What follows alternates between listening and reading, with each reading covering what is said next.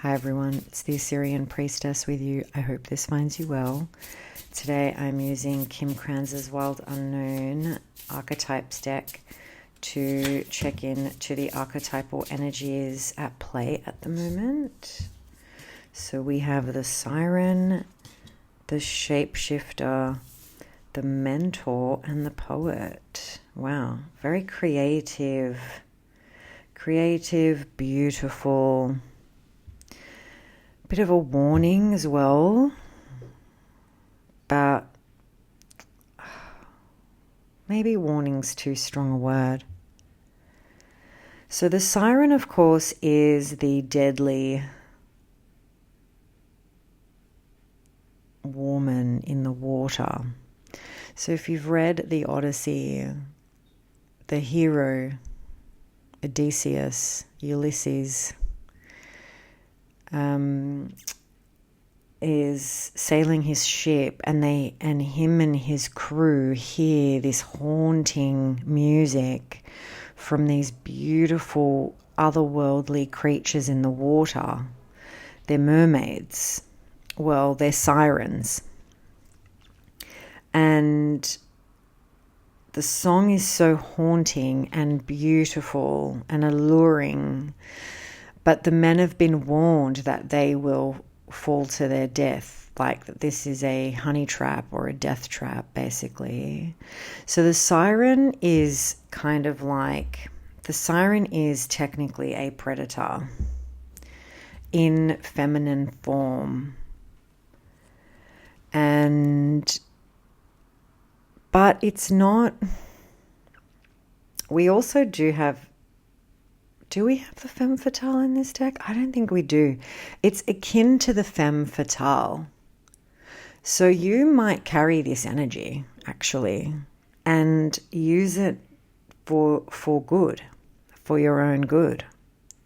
So you might actually be quite an attractive person, and that does not suggest that you're conventionally attractive. It means that you're energetically able to attract people towards you. You have the power of magnetization in your orbit, in your network, right? And I don't know if you're going to attract a shapeshifter or if you need to be a shapeshifter. But there's a few energies here of everything's not as it seems. But it doesn't seem sinister, but it could be. It could be. Then we have the Mentor, which is the beautiful white owl. And the white owl came up in a reading only the other day. So you're either about to meet your match in terms of the Siren meets the Shapeshifter, but really you're actually a mentor and the Shapeshifter's really a poet. All of these archetypes are you. We have the box in the shadow, the box reversed, so getting out of the box. How I'm interpreting this is you come across as a siren and you're maybe a little bit misunderstood because you might actually not be entrapping men in order for their demise. You might actually just be very magnetizing but you don't do what people want. And so you're sort of wrongly accused for wasting people's time or sabotaging them in some way. But actually you don't. You might. Only you know yourself. The shapeshifter too. The shapeshifter is a person who can move so quickly into different roles. A chameleon could actually be a shaman or someone who practices like modern shamanism, in terms of healing and entering into other states in order to, teach, guide, heal, etc. So you might carry both archetypes, or this is actually two different people. And I'm sensing it's two different people. Now, then there's the mentor and then there's the poet. So I don't know if one of you is a teacher or is about to be, or that the two of you will meet a teacher. And then maybe the shapeshifter is a poet, a writer, someone who uses language to shake people out of their comfort zone in order to reflect on the beauty that surrounds them. Yeah, I am getting the sense just psychically that you're the Siren, you're about to meet a shapeshifter type. You're both not going to trust each other because your energy is so glamorous. And by glamorous, I do mean it in the, occult sense, that you both don't appear for who you really are. And I think a lot of women with a priestess archetype do come across as sirens because they're very untamed, like they come across as untraditional figures, but they're very beautiful and alluring, and people just can't read them easily. And so they write them off as a harmful woman, if that makes sense, when actually they are closer to, like the priestess archetype is closer to a nun than a femme fatale. Next row, the mountain, the gem. I like this energy. It's really nice. For whoever I'm reading for, or for all of you, let me know if it resonates. The desert. Ooh, and Eros. Yeah, this is two people meeting with a deep attraction for each other, and I can see the heart card. And here we have the village in the shadow. So it's not even...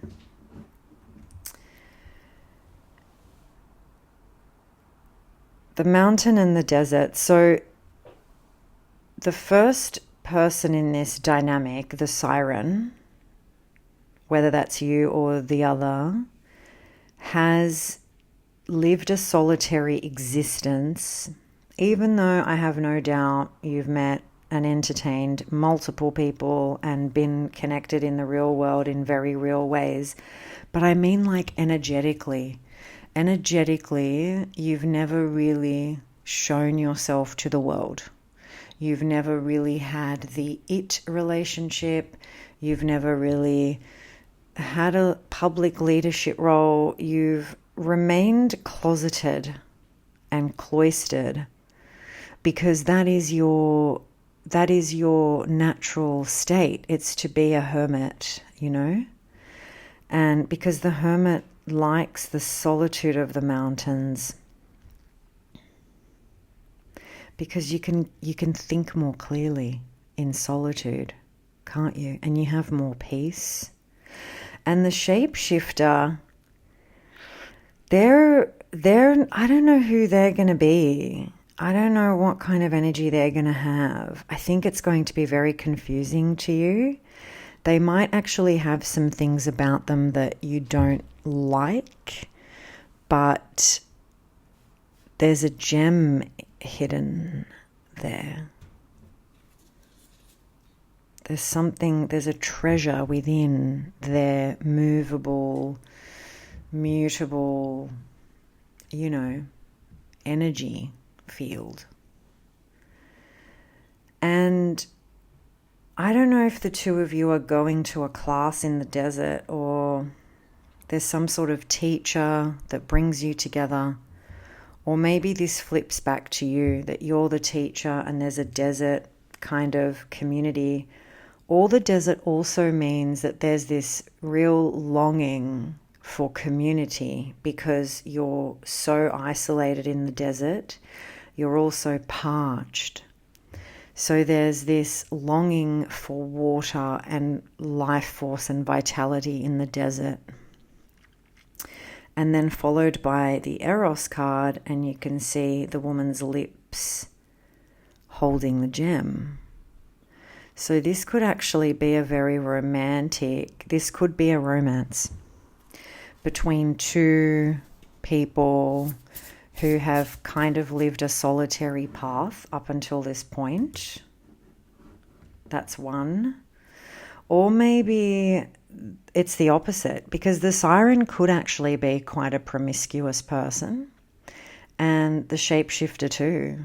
Like, when I first saw the Shapeshifter, I was like, does this person have drugs in their past? And let's hope it's in their past. And look, I live in a major city, so there is a lot of that going on, and, you know, it comes on a spectrum, you know. You really have to see through people to know who they truly are. And I think you're going to have to with this person, because they have so many faces, but there is a gem inside. Does that make sense? So, you know, don't judge them by their appearance. We have the King.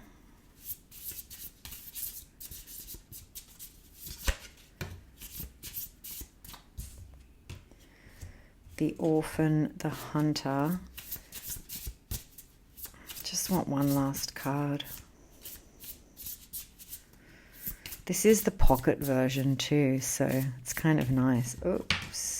And the River with the flame in the shadow.